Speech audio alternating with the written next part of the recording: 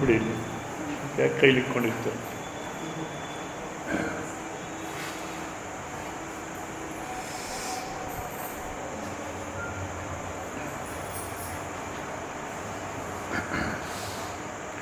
ఆరోగ్యమే భాగ్యం అంటారు. Health is wealth. ఆరోగ్యం అంటే ఐశ్వర్యం ఉన్నట్టు అని. కానీ ఆ అనారోగ్యంలో శారీరక అనారోగ్యం అంటే ఆయుర్వేదిక్ ప్రకారం వాత, పిత్త, కఫ ఈ మూడు ఒక లెవెల్లో ఉంటే ఆరోగ్యంగా ఉంటారు. దాంట్లో ఏమన్నా మార్పు వస్తే, తేడా వస్తే అప్పుడు అనారోగ్యం అంటారు. ఇంకా వేరే మెడికల్ దీంట్లో ఆరోగ్యం అంటే ఏ కాయిలా లేకుండా పోతే వాడు ఆరోగ్యంగా ఉన్నాడు. నేరుగా ఆరోగ్యం అంటే ఏమని ఎక్స్ప్లెయిన్ చేయలేదు. ఏ రోగము లేకపోతే ఆరోగ్యంగా ఉన్నాడని.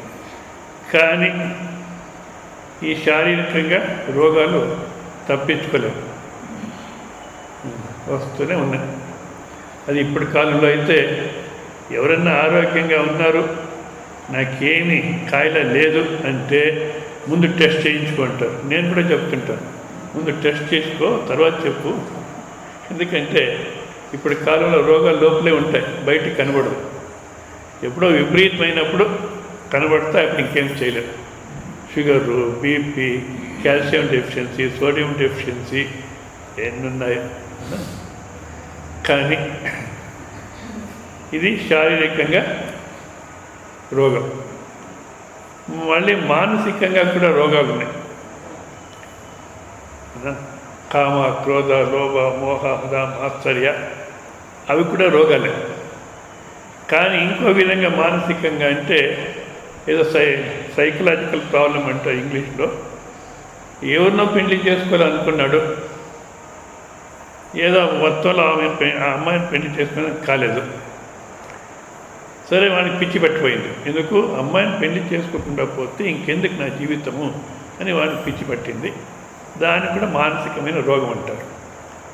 ఒకసారి హైదరాబాద్లో మమ్మల్ని అంతా బ్రహ్మచారుల్ని, దయానంది స్టూడెంట్స్ని పిచ్చాసుపత్రి పిలుచుకొని పోయినారు. ఎందుకో తెలియదు, ఇంతవరకు తెలియదు ఎందుకు పిలుచుకొని పోయినారని.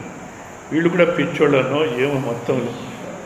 సరే, అక్కడ పోతే ఒకరిని చూపెట్టినారు. వీడికి ఎందుకు పిచ్చి పట్టిందంటే ఎవరో అమ్మాయిని పెళ్లి చేసుకోవాలనుకున్నాడు, అమ్మాయిని పెళ్లి చేసుకున్నది కాలేదు, అందుకోసం పిచ్చోడు అయినాడు. సరే, వాడి పక్కన ఇంకోడు ఉన్నాడు. వీడికి ఎందుకు పిచ్చి పట్టిందంటే వాడే అమ్మాయిని పెళ్లి చేసుకోవాలనుకున్నాడో ఆ అమ్మాయిని వీడు చేసుకున్నాడు కనుక వీడికి పిచ్చి పట్టింది. మొత్తంలో ఇది కూడా ఒక రోగమే అన్నా. సరే, ఈ శారీరకమైన రోగాలకి మందిస్తారు. ఎంత మాత్రం నయమవుతుందో లేదో తెలియదు, మొత్తంలో మందిస్తారు. ఆ తర్వాత ఈ సైకలాజికల్ ఇది పిచ్చి పట్టింది అంటారే, ఇప్పుడు నేను చెప్పాను, అటువంటి దానికి కూడాను ఏదో కౌన్సిలింగ్ చేసి దానికి కూడా ట్రీట్మెంట్ ఇస్తారు. కానీ ఆ శారీరకంగా ఏ విధమైన రోగము లేదు, ఆరోగ్యంగా ఉన్నారు. తర్వాత అట్లా మానసికమైన పిచ్చి అటువంటిది కూడా ఏమీ లేదు, ఆరోగ్యంగా ఉన్నారు. జపాన్లో ఏదో ఒక కొండ ప్రదేశంలో దాదాపు 150 మంది ఏముందారంట ఆ పల్లెలో. దాంట్లో 150 మంది 120 సంవత్సరాల కింద ఎక్కువగా వయస్సు అయిందంటే వాళ్ళు. 120 సంవత్సరాల కింద 120, 130 అట్లున్నారట. కానీ వాళ్ళు ఎట్లా పనిచేస్తారప్ప అంటే 25వ సంవత్సరం అబ్బాయి మన దేశంలో వాళ్ళు చేసిన పని వీడు చేయలేడు, అంత ఆరోగ్యంగా ఉన్నారు వాళ్ళు. అవునా? సరే, వాళ్ళకు మానసికమైనటువంటి ఏ విధమైన సమస్యను లేదు. ఇప్పుడు ఎవరో ఒకరు ఆరోగ్యంగా ఉన్నారు, శారీరకంగా ఏ విధమైన రోగం లేదు, మళ్ళా మానసికంగా కూడాను బాగానే ఉన్నారు, ఏ రోగము లేదు అన్న ఈ కామ, క్రోధ, లోభ, మోహ, మద, మాత్సర్య అనేటువంటిది ఏది ఉందో ఇది సచ్చేంత వరకు ఉంటుంది. సచ్చేంత వరకు కాదు, నెక్స్ట్ జన్మంలో కూడా వస్తుంది. అవునా? ఈ రోగం నయమయ్యేంత వరకు ఏది కామ, క్రోధ, లోభ, మోహ, మద, మాత్సర్య, రాగద్వేషాలు, ఈ రోగం నయమయ్యేంత వరకు నెమ్మదిగా ఉండలేము. అవునా? సరే, దానికి కొంచెం వివేకం చేసుకుంటాడు అనుకోండి. ఎవరన్నా ఏదో జన్మ సంస్కారంలో వివేకం చేసుకుంటాడు. బాకీ విషయాల నుంచి నిజంగా ఆనందంగా ఉండేదానికి సాధ్యం కాదు. బాకీ విషయాల్లో ఆనందం లేదు. ఉన్నా కూడాను అది భ్రాంతియో సంపూర్ణ సుఖదాసే బాక్యದಲ್ಲಿ సంతలోకದ సుఖ ఖండ ఖండవదు. బాకీ విషయాల నుంచి ఆనందం వస్తుంది అనేది భ్రాంతి. అది ఖండ ఖండ విషయాలకి ఇంద్రియాలకి సంబంధం వచ్చినప్పుడు ఆనందం కనబడుతుంది. కానీ ఇంద్రియ విషయ సంబంధము ఎంతకాలం ఉంటుంది? ఇప్పుడు ఏదో తింటూ కూర్చున్నారనుకోండి, చాలా రుచిగా ఉంది, చాలా బాగుంది, అట్లే తింటూ కూర్చొని ఉంటే ఈ క్రిస్టియానిటీలో అంటారు ఎటర్నల్ డిన్నర్ అని. స్వర్గంలో ఏముందంటే వాళ్లకు దేవుడి ముందు కూర్చొని ఎప్పుడు భోంచేసేది. ఏం భోంచేస్తారు? అవునా? అంటే ఇంద్రియాలకి విషయాలకి సంబంధం వచ్చినప్పుడు ఆనందం వస్తుంది. ఆ ఇంద్రియ విషయ సంబంధం ఎక్కువ కాలం ఉండదు. ఎప్పుడైతే విడిపోతుందో అప్పుడు మళ్ళీ అంత్యమైపోతుంది. అంతేకాదు, ఏ ప్రసంగం, ఏ ఇంద్రియాలకి విషయాలకు సంబంధం వచ్చిన ప్రసంగం మనకు కొంచెం సుఖము ఆనందం అనిపించిందో అది మళ్ళీ ఇంకో సమస్య తీసుకొస్తుంది. నా తేష రమతే బుధ భగవద్గీత కృష్ణ పరమాత్మ అంటాడు, తెలివి ఉన్నవాడు ఎవడును దాని జోలికి పోవడం. సరే, ఎవరో కొంచెం అట్లా వివేకం చేసుకున్నారు అనుకుందాం. కానీ వివేకం చేసుకుని తన మనస్సుని కొంచెం విషయాల నుంచి ఇంద్రియాన్ని వెనక్కి లాక్కున్నా ఇంకా వాడు సమాధానం కూడా సాధ్యమైందంటే లేదు. శారీరకంగా ఆరోగ్యంగా ఉన్నాడు, ఏ సమస్య లేదు. సరే, మానసికమైన ఏ సమస్య కూడా లేదు. ఈ కామ, క్రోధ, లోభ, మోహ, మదమాత్సర్య తర్వాత కొంచెం రాగద్వేషాల్ని తక్కువ చేసుకున్నాడు. అవునా? సంపూర్ణంగా తీసేసుకున్నాడు. కాలేదు. ఎందుకంటే ప్రపంచము సత్యంగా కనబడుతూ ఉంది. దాంట్లో ఎంత వివేకం చేసుకున్నా ఆనందం ఉంది అనే అభిప్రాయం పోవడం లేదు. అవునా? ఇట్లా ఉన్న వాడు నెమ్మది ఉండేదానికి సాధ్యం కావడం లేదు. శారీరకంగా ఆరోగ్యంగా ఉన్నాడు, మానసికమైన సమస్య లేదు. పోనీ ఆ కామ, క్రోధ, లోభ, మోహ, మద, మాత్సర్యాల్లో కూడాను ఏ ప్రవృత్తి లేదు, ఆ నివృత్తిలో ఉన్నాడు అన్నా కూడా ఆరోగ్యంగా ఉన్నాడు అంటే లేదు, వాడు కూడా బాధపడుతున్నాడు. ఎందుకప్ప అంటే ఇప్పుడు మనము ఆరోగ్యంగా ఉన్నా బాధపడుతుంటాం. ఆరోగ్యంగా ఉంటే ఇంకా ఎక్కువ బాధ అనుకుంటాను నేను. ఎందుకంటే ఇప్పుడు ఇది స్కూల్స్, కాలేజెస్లో ఏమన్నా చేశారంటే బాగా వివేకం చేసి చేయాలి. ఏదో రాజకీయంగా ఏదో చేసి దానికి పోతారు, ఇంకా సమాజాన్ని చెడగొట్టేస్తారు. ఇప్పుడు స్కూలు, కాలేజెస్లో యోగాసనాలు తీసుకొని రావాలి, నేర్పించాలి యోగాసనాలు నేను అనుకుంటున్నారు. మంచిదే. కానీ యోగాసనాలు ఎప్పుడైతే పిల్లలకి నేర్పించినారో స్టూడెంట్స్కు, వాళ్ళ శరీరాలు బాగా తయారవుతాయి. తర్వాత ఆకర్షణ బాగుంటుంది. ఇప్పుడే బాయ్ ఫ్రెండ్, గర్ల్ ఫ్రెండ్ ఏదో జరుగుతూ ఉందే అది ఇంకా ఎక్కువైపోతుంది. శారీరకంగా శక్తి ఉంటుంది, ఆకర్షణ ఎక్కువ ఉంది, శరీరంలో పటుత్వం ఎక్కువైంది, ఇంకా సమాజం చెడిపోతుంది. గనుక ముందు యమ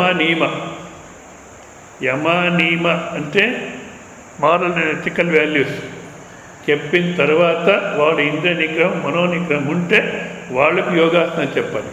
అవునా? ఇప్పుడు ఆరోగ్యంగా ఉన్న అన్ని విధాలుగా ఆరోగ్యంగా ఉన్నారు, ఆరోగ్యంగా ఉన్నా కూడా మనం నెమ్మదిగా ఉండలేము. ఎందుకు? ఆరోగ్యం బాగుంటుంది, ఇంకా ఏమో చేయాలనుకుంటాం. రోగం ఉంటే ఏదో పండుకొని ఉంటాడు ఊరికే. ఆరోగ్యంగా ఉంటే ఇంకా ఏదో చేయాలనుకుంటాడు. ఆ చేసే దాంట్లో బాధపడి అప్పుడు నెమ్మదిగా ఉండలేడు. సో రోగం ఉన్నా నెమ్మదిగా ఉండలేడు. అవునా? మానసికంగా ఏదైనా సమస్యలు ఉన్నానో నెమ్మదిగా ఉండలేడు. ఎందుకు? ఆరోగ్యంగా ఉన్నా నెమ్మదిగా ఉండలేము. ఆరోగ్యం భాగ్యం అంటారు, అయినా నెమ్మదిగా ఉండలేము. అనారోగ్యంగా ఉన్నప్పుడను నెమ్మదిగా ఉండలేము. ఎందుకంటే ఈ శారీరకమైన అనారోగ్యం, మానసికమైన అనారోగ్యం ఇంత మాత్రమే కాదు, మనిషికి మరొక అనారోగ్యం అనేది ఉంది. ఈ రెండు దానికి శారీరకంగా మానసికంగా అనారోగ్యంతో మనం ఎందుకు బాధపడుతున్నామంటే దీనికి మూలము మరొక రోగం ఉంది. ఏది మరొక రోగం అంటే భవరోగం అంటారు. భవరోగం. ఏది భవరోగం అంటే ఏమది అంటే ఈ జగత్తుకు వచ్చినప్పుడు వచ్చేదానికి ముందేనే తల్లి గర్భంలో ఉన్నప్పుడు ప్రార్థన చేస్తాడట. ఏమని? అప్పుడు గర్భోపనిషత్తు ప్రకారము తల్లి గర్భంలో ఉన్నప్పుడు శరీరానికి విలక్షణమైన స్వరూపం నేను అనే తెలివి ఉంటుందట. అప్పుడు ప్రార్థన చేస్తుంట గర్భంలో ఏమని? పరమాత్మ, ఎన్నో జన్మలు వచ్చినాయి, అంతా పాటు చేసుకున్నాను, ఇదో ఈ జన్మ వస్తే ఇంకా నేను ఏ విషయాలకి పోను, నీకోసం వినియోగం చేస్తాను, నిన్న ప్రాప్తి చేసుకుని తప్ప ఇంకేం వద్దు నాకు, అటువంటి శక్తి ఇస్తే చాలని ప్రార్థన చేస్తాడట. సరే, ఇక్కడ పృథ్వీ వస్తే మర్చిపోతాడు. ఎంతటి సాహసమే మాయా, ఎంతటి సాహసమే అంతింత కనరాని చింతల చిక్కించి ఎంతటి దుఃఖ సాగర్న ముంచింది, ఎంతటి సాహసమే మాయా, ఎంతటి సాహసమే. పృథ్వీ స్పర్శమైతే అక్కడ చేసిన ప్రార్థన మర్చిపోతాడు. అందుకే ఇప్పుడు మందిరాల్లో గర్భగుడి అని పేరు పెట్టినారంటారు. అంటే ఇక్కడ మందిరాలకు పోతున్నారు కదా, ఆ గర్భగుడికి దగ్గర పోయినప్పుడు గర్భంలో చేసినటువంటి ప్రార్థన మనసుకు వస్తుందేమో అని. వస్తుందా? ఏం చెప్పండి. నేను ప్రశ్న వేసినప్పుడు సమాధానం చెప్పండి. ఎందుకంటే అది మీ మనసు చూసుకుని మీరే చెప్పాలి. ఏదైనా మందిరానికి పోయి అక్కడ మనం నమస్కారం వేస్తే పరమాత్మ ఇంకేమొద్దు, నువ్వు ప్రాప్తి అయితే చాలు అని ఆ గర్భంలో చేసినటువంటి ప్రార్థన జ్ఞాపకం వస్తుందా? లేదంటే అమ్మాయికి పెళ్లి కావాలి, అబ్బాయికి అది కావాలి, ఇది కావాలి, మొత్తంలో కావాలి అనేది వస్తుందా? ఎందుకంటే ఆ శరీరానికి విలక్షణమైన స్వరూపం నేను అని గర్భంలో ఏం ప్రార్థన చేస్తాడో అది మర్చిపోయినట్టు. అది మర్చిపోయి నిరభిమాన స్థితిలో ఇక్కడ వచ్చినాడు ఈ జగత్తుకు. ఒక్క సంవత్సరం వరకు నేను అనేది రాదట. ఒక్క సంవత్సరం అయితే తర్వాత ప్రారంభమవుతుంది నేను అని. సత్యనారాయణ స్వామి దృష్టాంతం ఇచ్చారు. ఇప్పుడు చిన్న అమ్మాయికి ఇంకా ఒక సంవత్సరం కాలేదు, సీత అని పేరు పెట్టినారు. సీతే బంధులు అంటే ఆ అమ్మాయి కూడాను నాన్ బంధు అని చెప్పదు, సీతాబంధులు ఆ అమ్మాయి కూడా అట్లే చెప్తుంది. ఎందుకంటే నేను అనేది ఉండదు. ఒక్క సంవత్సరం అయిపోతే రెండో సంవత్సరం నేను అనేది ప్రారంభమవుతుంది. అప్పుడు వేరే వాళ్ళు నన్ను చూసి, నువ్వు ఆడ మగ అనే అభిమానం లేదు నాకు, ఆడ మగ అనే అభిమానం లేదు, ఏ అభిమానం లేదు.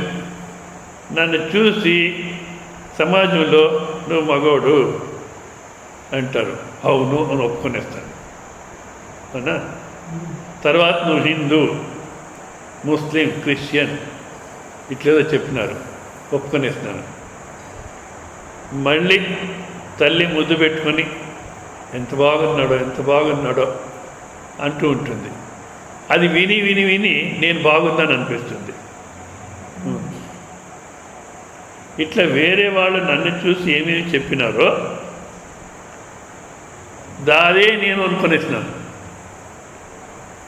మళ్ళీ ఏ విద్య నేర్చుకున్నానో ఆ విద్యనే నేను. అది ఇంగ్లీష్లో అయితే బాగా చెప్తుంటారు. I am MCom, I am MCA. నువ్వు చదువుకున్న చదువు ఎంకామా, నువ్వు చదువుకున్న చదువు ఎంసీఏనా, లేదా నువ్వే ఎంసీఏనా అంటే ఏందో ఈ స్వామీజీ ఏందో అడుగుతాడు. మనకేం అర్థం కాదు, పిచ్చోడు స్వామీజీ అంటారు. అవును, నిజమే. ಹುಚ್ಚದ సమాజದಲ್ಲಿ ఎచ్చెత్తోనే ಹುಚ್ಚ. సమాజంలో అందరికీ పిచ్చి పట్టింది, అవునా? ఎవరికైతే పిచ్చి పట్టలేదో వాడే పిచ్చోడిగా కనబడతాడు. నీవు చదువుకున్న చదువు ఎంకామా, లేదా నువ్వే ఎంకామా, అదేమో అర్థం కాదు. తర్వాత నేను బ్యాంక్ మేనేజర్. రిటైర్డ్ అయిన తర్వాత కూడా నేను బ్యాంక్ మేనేజర్. ఎవరో ఆయన బద్రీలో ఉండేవాడు,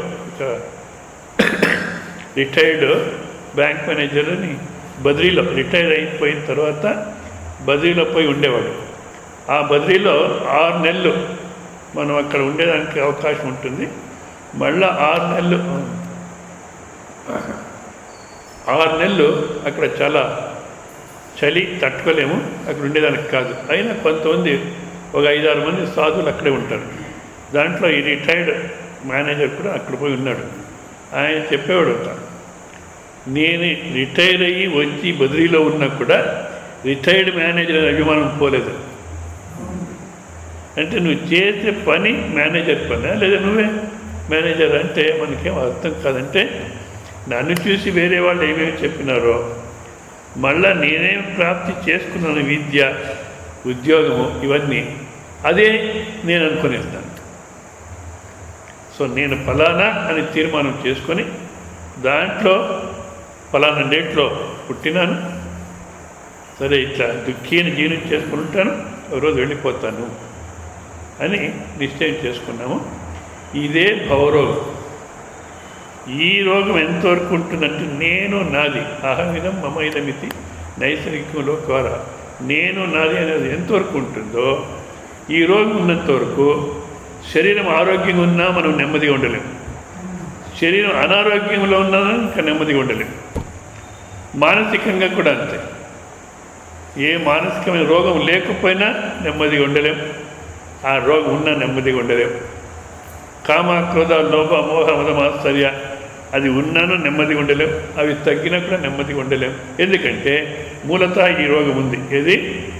నేను ఫలానా, నేను పుట్టినాను, సస్తాను, పుట్టక గిట్టక మధ్యలో సంసారి దుఃఖిని జీవనం చేస్తాను అనే అభిమానం ఏది ఉందో ఇదేనే భవరోగం. ఇది నిజంగా మన స్వరూపం కాదు, తప్పు తెలివితో వచ్చింది.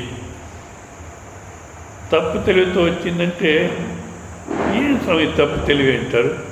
పుట్టిండేది నిజము, ఒకరోజు పోయేది నిజము, అవునా కదా?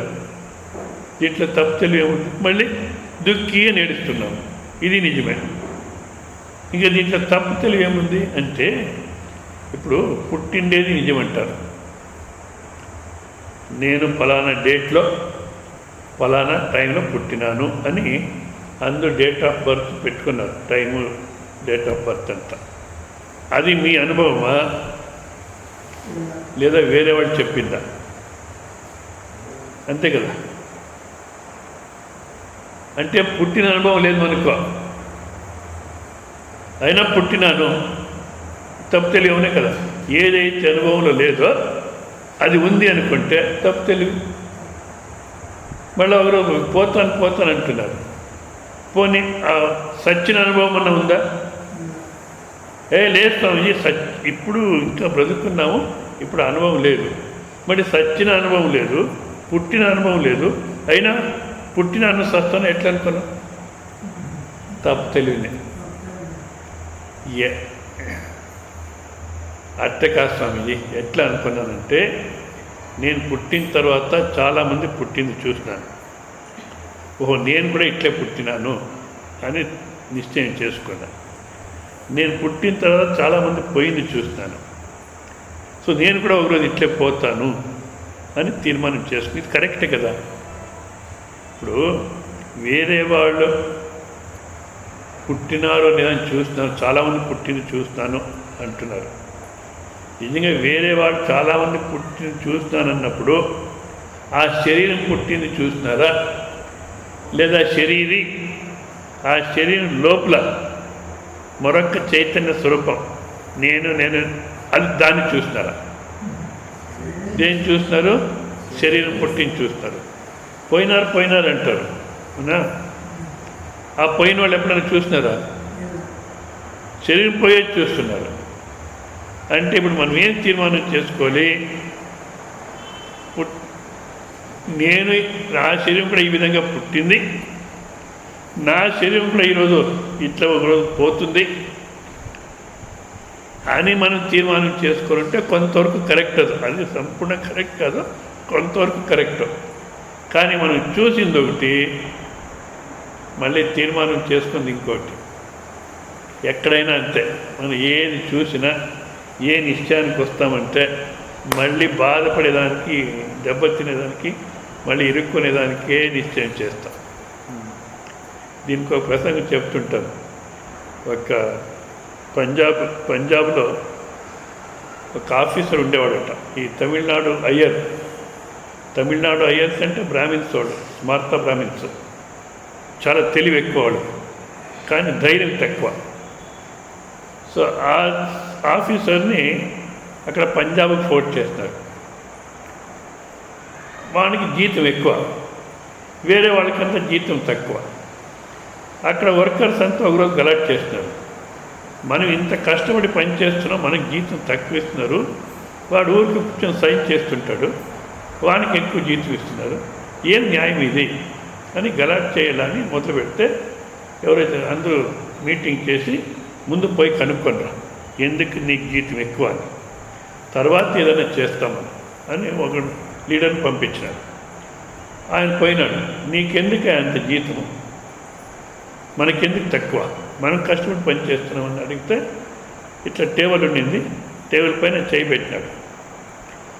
ఒక గుద్దు అన్నాడు. ఆఫీసర్ చేయి పెట్టినాడు, ఒక గుద్దు అన్నాడు. వాడు గుద్దేదానికి వస్తే చేయి తీసుకున్నాడు. దెబ్బ ఎవరికి తగిలింది? వానికే తగిలింది. చూడప్ప, దీనికోసం నీకు జీతం తక్కువ, నాకు జీతం ఎక్కువ. ఎందుకంటే నువ్వు గుద్దేదానికి వస్తే చేయి తీసుకోవచ్చు నేను అనే తెలివి నాకుంది, వాడు చేయి తీసుకుంటే నాకే దెబ్బ తగులుతున్న తెలివి నీకు లేదు.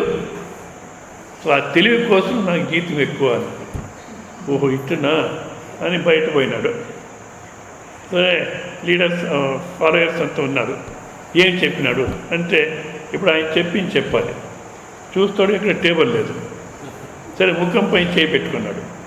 ఒక గుద్దు అన్నాడు. గుద్దేదానికి వస్తే చేయి తీసుకున్నాడు. ఎవరికి తగిలింది దెబ్బ? మనం చూసేది ఒకటి, నిశ్చయం చేసుకుని ఇంకొకటి.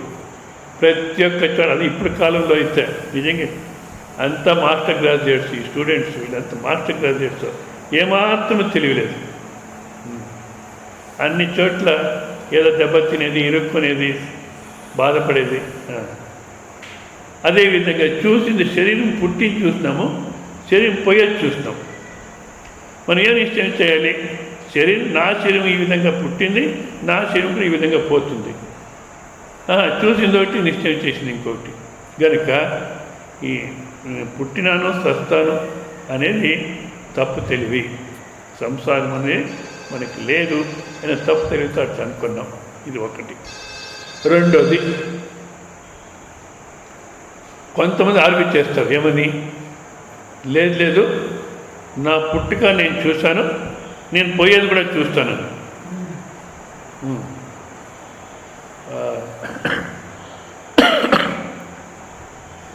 విజయవాడ దగ్గర మన కులికండి గారు ఏదో ఒక ఆశ్రమానికి పోయేవాడు. అక్కడ ఒక అతను వచ్చేవాడు. ఆయన అట్లే నేను పుట్టింది నేను చూశాను, నేను పోయేది కూడా చూస్తాను అనేవాడు.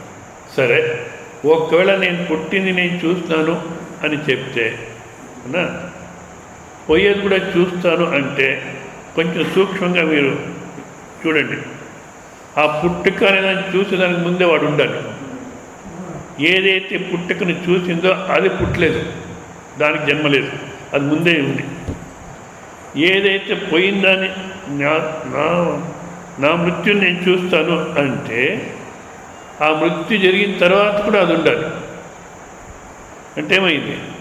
నా పుట్టుక గిట్టుక నేను చూశాను అన్నా మనకు పుట్టుక గిట్టుక లేదు, లేదా అనుభవం లేదు అన్నా ఇంకా లేనే లేదు, అయినా ఉంది అని జీవనం చేస్తున్నామే, ఇదే భవరోగం. ఎంతవరకు ఈ రోగం ఉంటుందో అంతవరకు మనిషి ఆరోగ్యంగా ఉండడానికి సాధ్యం కాదు. సో ఈ భవరోగానికి పోని శారీరకంగా మనం తీసుకునేది వద్దు, మానసికంగా ఏం చికిత్స వద్దు, ఈ భవరోగానికే ఏదైనా హాస్పిటల్లో పోయి మనము మందు తీసుకోవచ్చు కదా, ఏది మందు చెప్పండి అంటే ఏ హాస్పిటల్లోనూ దొరకదు.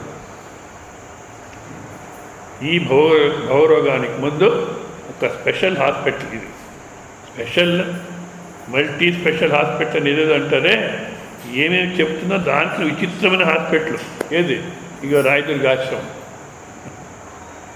ఇక్కడికే రావాలి.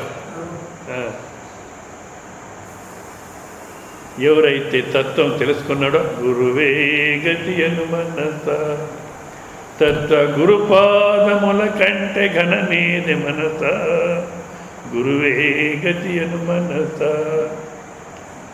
ఎవరైతే తత్వం తెలుసుకున్నారో ఆ గురుపాద, ఆయన డాక్టర్. గురు అనేటువంటి శబ్దం సంస్కృత శబ్దం, వేరే ఏ భాషలను అనువాదం చేస్తానికి కాదు. టీచర్ అంటారు, టీచరు, మాస్టరు, ప్రీచరు ఇత్యాది అనువాదం చేస్తారు.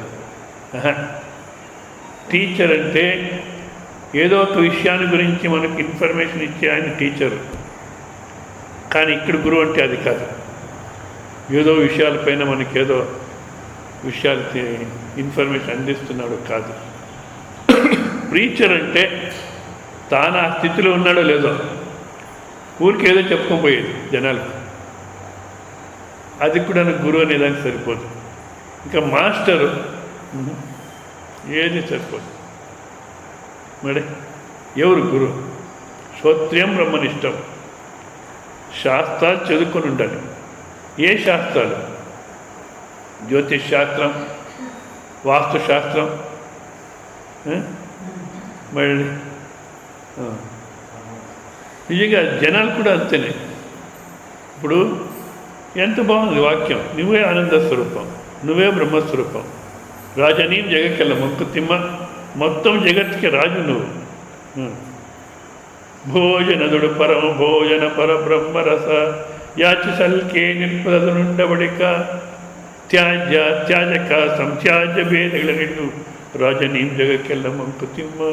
అయ్యా నువ్వే ఆనంద స్వరూపం, నువ్వే బ్రహ్మస్వరూపం, మొత్తం జగత్తుకి ఆధారమైన స్వరూపం నువ్వు అని చెప్తే ఏదో ఇట్లా కూర్చొని ఉంటాడు, పనికిరాంది ఇదే. శని కాటు ముందు నీకు అంటే అబ్బాయి ఎంత యాక్టివ్ అయిపోతాడో. అవునా? ఆ శని ఎక్కడున్నాడు, నాకెందుకు బాధ పెడతాడు, వానికి ఇంకేం పని లేదా, నేను వానికి ఏమైనా తప్పు చేసినానా, నాకెందుకు బాధ, ఏం యోచించాడు. అవునా? ఏం చేసి చెప్పండి, ఎంత ఖర్చు అయినా పర్వాలేదు మొదలు పెట్టేస్తాడు.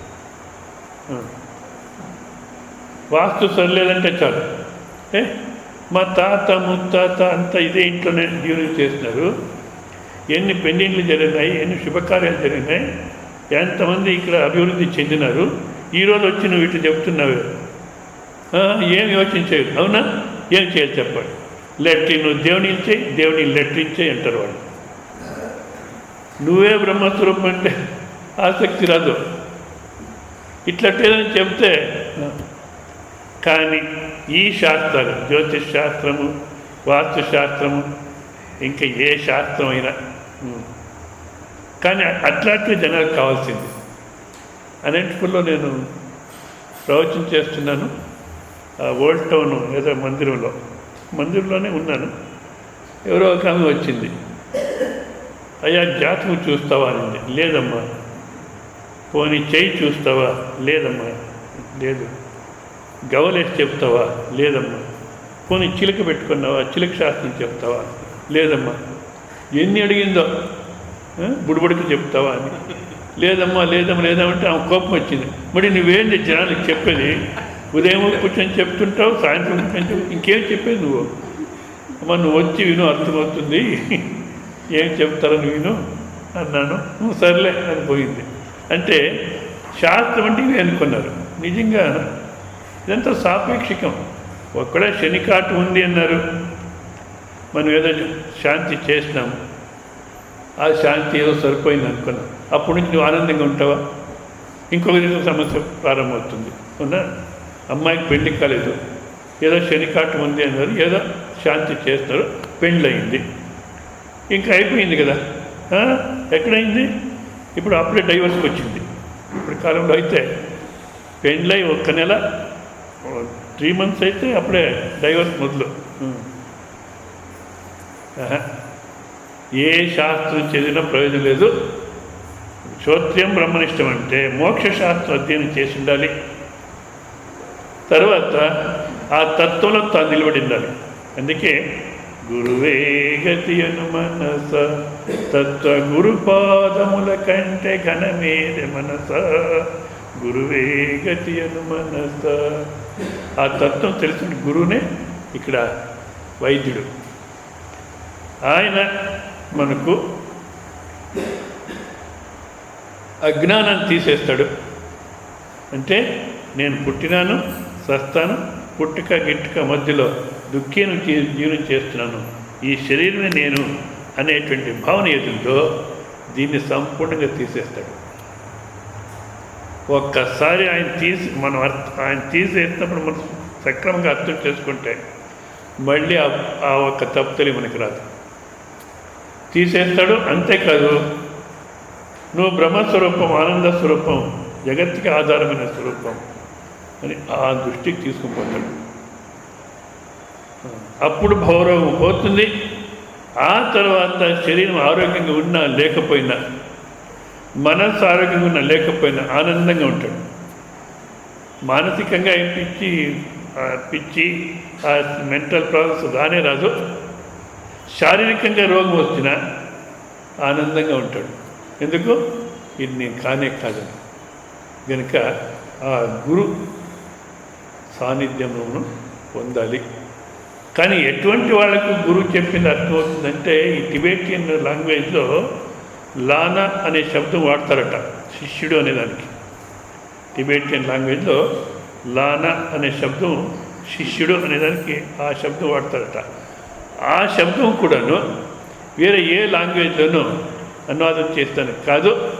శిష్యుడు అనేటువంటి దాంట్లో సాంస్క్రిట్ శిష్య అనేది అదే అర్థంలోనే ఉంది అంటారు.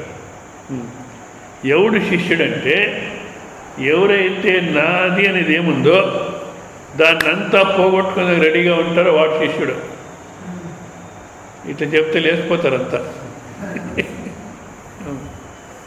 నేను నాది అనే మోహం ఏం పెట్టుకున్నాడో ఆ మోహం తీసేసుకొని నేను నాదిని అంతా వదులుకొని దానికి ఎవడైతే రెడీగా ఉంటాడో వాడు లానా, వాడు శిష్యుడు. తన్ను తాను పోగొట్టుకుని రెడీగా ఉండాలి. తన్ను తాను పోగొట్టుకుందంటే ఏమి? నాకు మర్యాద కావాలి, నాకు రికగ్నిషన్ కావాలి, నన్ను 10 మంది నమస్కారం చేయాలి, ఏదేది ఉందో ఆ నేను అనేదాన్ని ఎవరైతే తీసివేసుకునేదానికి రెడీగా ఉంటారో వాడు శిష్యుడు. సో ఇట్లా మనకు భవరోగం ఉంది కనుక బాధపడుతున్నాం. భవరోగాన్ని తీసేసుకుంటే గురువుని పొందాలి. ఈ గురువు ఎట్లా ప్రాప్తి అవుతాడు? అయ్యా స్వామి, ఇప్పటి కాలంలో అది ఆ మాట ఎందుకు చెప్తాం? ఇప్పటి కాలంలో గురువులు దండికి తిరుగుతున్నారు. ఒకరిపైన ఒకరు వస్తాం, మేము చెప్తామని. ఎట్లా ప్రాప్తి అవుతాడు అంటారే? ఒక్కడే ఇప్పుడు కాలంలో చాలామంది ఉన్నారు చెప్పేవాళ్ళు. చాలా ఈజీగా మనకి విద్య దొరికేటట్టుంది. అఖండానంద సరస్వతిని బృందావనంలో ఉండేవాళ్ళు. ఆయన బిర్లా ఫ్యామిలీ గురు. ఆయన చెప్తాడు, జహా ఐస్ క్రీమ్ కా వ్యాపార హోతాయి వహా వేదాంత भी चलता है అని. ఎక్కడైతే ఐస్ క్రీమ్ వ్యాపారం జరుగుతుందో అక్కడ వేదాంతం జరుగుతుంది మార్కెట్లో. అట్లా వేదాంతం అనేది కూడాను మార్కెట్ సబ్జెక్ట్ అయిపోయింది. అయినా ఎవరైతే తను తాను పోగొట్టుకుని రెడీగా ఉన్నాడో, ఎవరైతే ఇష్టదేవత ఉపాసన చేసి ఆ ఇష్టదేవత ఉపాసనతో ఫస్ట్ మనకు వచ్చేటువంటి ఫలం అంటే మనసు ఏకాగ్రత, తర్వాత మనస్సు అంతర్ముఖం అవుతుంది. ఎప్పుడైతే మనస్సు అంతర్ముఖమై మనస్సు అంతఃకరణం తత్వాన్ని అర్థం చేసుకుని తయారవుతుందో అప్పుడు అదే ఇష్టదేవత గురు సాన్నిధ్యాన్ని తీసుకుపోతుంది, గురు సంబంధం తీసుకొస్తుంది. అప్పుడు మన అంతఃకరణం తయారైంటేనే అర్థం చేసుకుని సాధ్యం. కానీ లేదా వాళ్ళే వచ్చి చెప్పినా మనమే పోయి గురువు దగ్గర పోయినా మనకు ఫస్ట్ ఇది రావాలి, అదే కావాలి, వేరే ఏదొద్దు. ఇది వచ్చేదే చాలా కష్టం. పరమాత్మ నువ్వే కావాలి, వేరే ఏమొద్దు. ఇది ఎప్పుడు వస్తుంది? పరమాత్మ నువ్వే కావాలి, వేరే ఏదొద్దు అని మాటలతో మాట్లాడచ్చు. చాలామంది చెప్తుంటారు, ಸ್ವಾಮೀಜಿ ನಾನು ಏನು ಪ್ರಾರ್ಥನೆ ಮಾಡಲ್ಲ, ದಿವಸ ನಮಸ್ಕಾರ ಹಾಕಬೇಕು ದೇವರಿಗೆ, ಪರಮಾತ್ಮ ಗುರು ಶ್ರವಣ ಇಷ್ಟೇ ಬೇಕು ಅಂತ ನಮಸ್ಕಾರ ಹಾಕ್ತೀನಿ అని అంటారు. నేను అనుకుంటాను ఇట్లాంటి దొరికినట్టు నా పుణ్యము అని. మళ్ళా ఒక్క నెల రౌండ్ వేసుకుని మళ్ళీ ఆ ఊరికి పోతే అప్పుడే మేడ కడుతున్నారు. ఏం వద్దు, ఏం కోరికలేదు, నేను అడగను, సరే అప్పుడే మల్టీ స్టోరీ బిల్డింగ్ అవుతా ఉంది. దేవుడు ఇచ్చినా కూడా పరమాత్మ రబియా ఏది సూఫీ ఫిలాసఫీలో రబియా ఆల్ అదాబియా అని ఆమె గృహస్థితిలో ఉంటుంది. ఆమె ప్రార్థన చేస్తే ఎట్లా ప్రార్థన చేసేది? ఎవరెవరు నీ భక్తులకి ఏమేమి ఇవ్వాలి అనుకుంటావో అందరికీ ఇచ్చేసాయి, నాకు ఏ వస్తువు వద్దు. మళ్ళా ఒకవేళ నరకానికి పోతాననే భయంతో నిన్ను ఆరాధన చేస్తున్నానంటే నన్ను నరకంలోనే వెయ్యి. నరకం తప్పించుకోవాలనే దృష్టితో నీ సాన్నిధ్యంలో ఉన్నానంటే నన్ను నరకంలోనే వెయ్యి. లేదు స్వర్గ ఆకాంక్షతో నేను ప్రార్థన చేస్తున్నానంటే అప్పుడు కూడా నరకంలోనే వెయ్యి. అంటే అటువంటి ఆకాంక్ష లేదు నాకు. నరకం తప్పించుకోవాలనేది లేదు, స్వర్గం కావాలనేది లేదు. అవునా? ఇంక ఏ వస్తువు వద్దు, మరి నువ్వే కావాలి. ఎవరికైతే అది వస్తుందో, ఎప్పుడు వస్తుందో అది బాగా వివేకం చేసుకోవాలి. సన్యాసం చేసుకుంటే కూడా రాదు. ఓకే, సన్యాసం తీసుకుంటే సన్యాసులు ఏముండాలి? ధ్యానం, శౌచ, భిక్ష, ఏకాంతశీలత. ధ్యానం అంటే కర్తృత్వంతో ధ్యాన, ఆత్మచింతన. ధ్యానం నామ ఆత్మచింతన అవునా? అది ఉండాలి. బాహ్య శౌచ, ఆంతరిక శౌచం ఉండాలి. ధ్యానం, శౌచం, దీనికోసం భిక్ష. తర్వాత ఏకాంతశీల, ఏకాంతంలో తనుగుడే ఉండాలి. పంచమం నా విద్యతే, ఐదోది ఏమి ఉండకూడదు. ఇప్పుడు కాలంలో అయితే ఇవి 4 లేవు, మిగతావన్నీ ఉన్నాయి. గృహస్థ జీవితంలో కూడా అంతే. శరీర నిర్వహణకి ఎంత మాత్రమో, గృహ నిర్వహణకి ఎంత మాత్రమో అంత మాత్రమే. ఇప్పుడు కాలంలో చాలా కావాలి. ఒక అబ్బాయిని ఎల్కేజీ యూకేజీ కంటే లక్షలు కావాలి, నిజమే. కానీ మనకు పరమాత్మ అంత అనుకూలం ఇచ్చాడు. ఏది ఉండేదానికి ఇల్లు, పిల్లని చేయించుకునేదానికి అవకాశం ఇచ్చాడు. మళ్ళీ వస్త్రాలు వేసుకునేదానికి అవకాశం ఉంది, తినేదానికి ఉంది. కొంచెం భవిష్యత్ నిధి కూడా పెట్టినాము. ఇంత ఉంటే మళ్ళీ కావాలి అనేటువంటి కోరిక ఉండకూడదు. పరమాత్మ నువ్వే కావాలి అనేది ఉండాలి. అది రావాలంటే బాగా వివేకం చేసుకోవాలి. ఏమని? ఏ వస్తువుతో ఎంత ఆనందం వస్తుంది. అనుకూలమైన జీవనం చేయగలమే కానీ బాహ్య విషయాలతో ఆనందమైన జీవనం సాధ్యం కాదు. నేను చెప్తుంటాను, ఎంత డబ్బు ఉంటే ఎంత ఆనందం. 1 కోటి రూపాయలు ఉంటే ఇంత ఆనందం, 2 కోట్లు ఉంటే డబల్ ఆనందం, 3 కోట్లు ఉంటే ఒక మగ సంతానం ఉంటే ఆనందం ఉంటుంది. ఇప్పుడు కూడా అన్నీ ఉన్నాయి. ఒక అబ్బాయి ఉన్నాడు, వాళ్ళ ఇంట్లో ఆనందం తక్కువ ఉంది, వీళ్ళ ఇంట్లో 2 ఉన్నారు కొడుకులు, డబల్ ఆనందం ఉంది. వాళ్ళ ఇంట్లో నలుగురు ఉన్నారు, అబ్బోబ్బో ఆనందమే ఆనందం. ఇట్లా ఏమైనా చూస్తున్నాం మనం. దీంట్లో ఇంకా బాగా అర్థమవుతుంది. ఒక కోడలు ఇంటికి వచ్చింది, ఎంత ఆనందం తెచ్చింది. రెండో కోడలు వచ్చింది, ఆనందం డబల్ అయింది. మూడో ఆమె వచ్చింది. ఒకరు వస్తుంటే కురుక్షేత్రం ఎక్కువ అవుతుందా, ఆనందం ఎక్కువ అవుతుందా? బంగారంతో ఆనందం ఉంటాం. బాగా వివేకం చేసుకోవాలి. ఈరోజు పేపర్లో కూడా ఉంది, మీరు అటువంటి చెబుతారో లేదో. బంగారంతో ఆరోగ్యంగా ఉంటారు అని ఇప్పుడు ఈ షాప్ వాళ్ళు చెప్తున్నారట. బంగారం వ్యాపారం చేస్తారే వాళ్ళు బంగారం వేసుకుంటే ఆరోగ్యంగా ఉంటారు అని. ఈరోజు ఎవరు అనలైజ్ చేశారు, బంగారానికి శరీరంలో ఉన్నటువంటి అవయవాలకి దేనికి సంబంధం లేదంట. బంగారం ఉంటే లోపల పేగులు బాగుంటాయని కానీ, హృదయం బాగుంటుందని కానీ, బంగారానికి ఆరోగ్యానికి ఏమాత్రం సంబంధం లేదని ఈరోజు బాగా డీటెయిల్గా వేస్తున్నారు.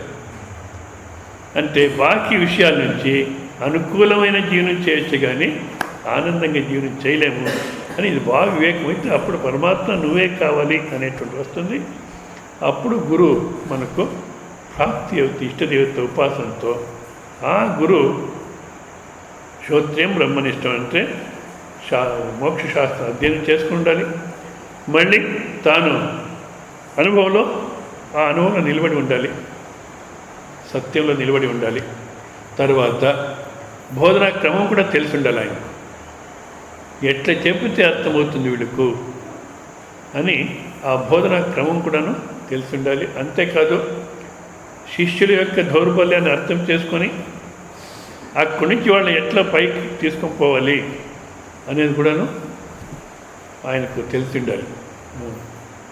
జైన్ ఫిలాసఫీలో శరీరం దృశ్యము ఉన్నది, పరమాత్మ స్వరూపం ఒక్కటే, రెండోది లేదు, నువ్వు శరీరం కాదు, శరీరం దృశ్యము, శరీరం తోపిక అని ఇట్లా వేలాడించుకొని చెప్తూ ఉంటాడట ఒక గురు ఆశ్రమంలో.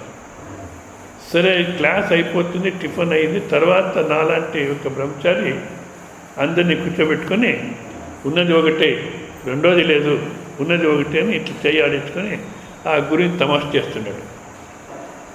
ఆ గురు ఎక్కడో బయట పోయినాడని వీడు తమాషా చేస్తున్నాడు. ఆయన లోపలే ఉన్నాడు. ఏం చేస్తారు ఈ బ్రహ్మచారి వచ్చి చూస్తే వేలాడించుకొని తమాషా చేసుకుంటారు. అయ్యో ఎంత ఉన్నతమైన తత్వం చెప్తున్నాను, వీడికి అర్థం కాకుండా ఇట్లా ఏదో తమాషా చేసుకుంటున్నారే, ఎట్లా బోధన చేస్తే వీడికి అర్థమవుతుంది. అది కూడా ఉండాలి గురువుకు. ఎట్లా బోధ చేస్తే అర్థమవుతుంది అని ఆలోచన చేసి అట్లే వెనక్కిపోయి వంటింటికి పోయి ఒక చాకు తీసుకుని వచ్చినాడు. చాకు తీసుకుని వెనక నుంచి వచ్చి వీడు వేలాడిస్తున్నాడా లేదా ఆ చాకుగా టక్ అని కొట్టినాడు వేలికి. అది కట్ట కింద పడిపోయింది. అయ్యో అన్నాడు. అయ్యో అనొద్దు, దెబ్బ ఎక్కడ తగిలింది చూడు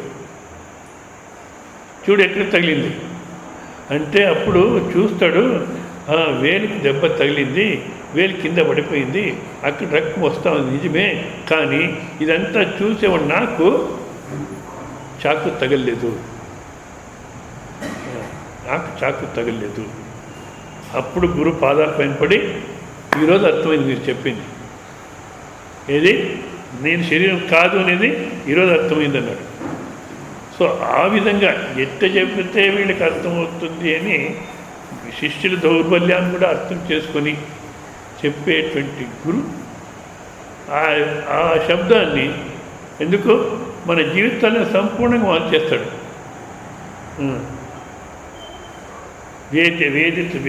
వేదనాది వేదం అపనయితి, ఈ ప్రపంచమంతా తీసేసి నువ్వే అఖండ స్వరూపం, ఆనంద స్వరూపం అనేటువంటి ఆ స్థితిని నిలబెట్టేస్తాడు.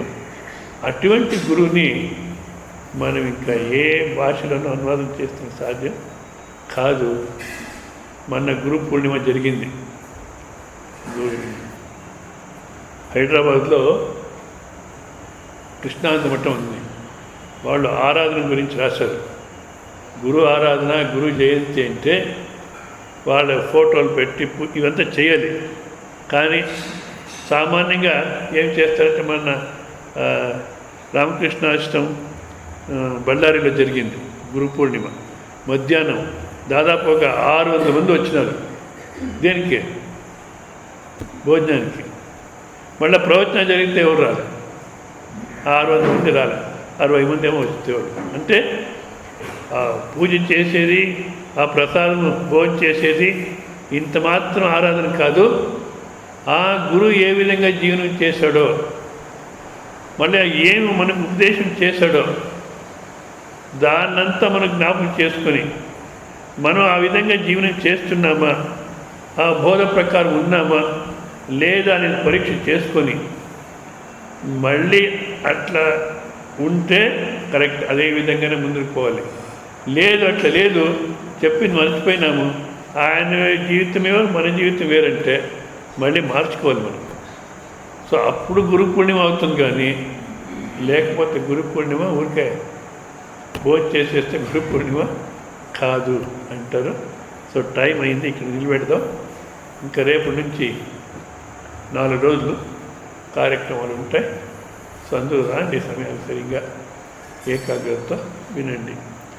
ఓం పూర్ణమద పూర్ణమిదం పూర్ణాత్ పూర్ణముదచ్యతే పూర్ణస్య పూర్ణమాదాయ పూర్ణమేవావశిష్యతే. ఓం శాంతి శాంతి శాంతి. హరి ఓం శ్రీ గురు